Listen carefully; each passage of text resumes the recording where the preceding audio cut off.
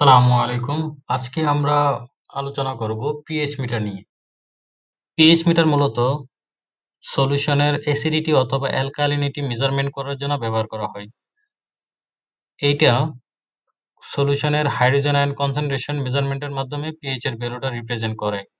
PH এর range মূলত ১ থেকে ১৪। নিউট্রাল পিএইচ হচ্ছে 7।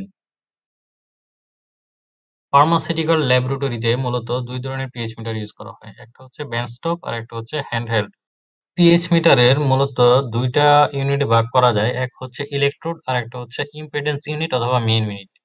ইলেকট্রোড মূলত সিগন্যালটা নিয়ে যায় মেইন ইউনিটে এবং মেইন ইউনিট সে ইলেকট্রিক্যাল ভোল্টেজটাকে পিএইচ অথবা মিলিভোল্ট অথবা যেকোনো সেট ইউনিটে কনভার্ট করে রেজাল্ট দেয়।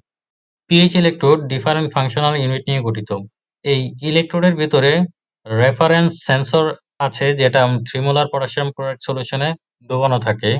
তাই ব্যবহারের পর এই ইলেকট্রোডটাকে এক্সটার্নাল 3 মোলার পটাশিয়াম ক্লোরাইড সলিউশনের মধ্যে স্টোর করে রাখতে হয়।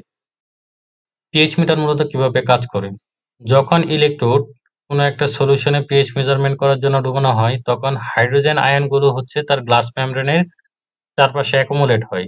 এই হাইড্রোজেন আয়নগুলো ইন্টারফেয়ার করে হচ্ছে ইন্টারনাল কন্ডাক্টরের সাথে। সেই ইন্টারনাল কন্ডাক্টর একটা স্মল একটা ভোল্টেজ তৈরি করে। এই ভোল্টেজটা মেইন ইউনিটে সেন্ড করে এবং মেইন ইউনিট সেই সিগন্যালটাকে পিএইচ ভ্যালুতে কনভার্ট করে অথবা যেকোনো সেট প্যারামিটারে কনভার্ট করে রেজাল্ট দেয়। পিএইচ মিটার ব্যবহারের ক্ষেত্রে কিছু ইনস্ট্রাকশন মেইনটেইন করতে হবে। এর মধ্যে হচ্ছে পিরিয়ডিক্যালি ক্যালিব্রেশন করা, ক্যালিব্রেশনের সময় নন স্ট্যান্ডার্ড ব্যবহার করা এবং সার্টিফাইড হলে বেটার অবশ্যই। PH value inversely related to temperature.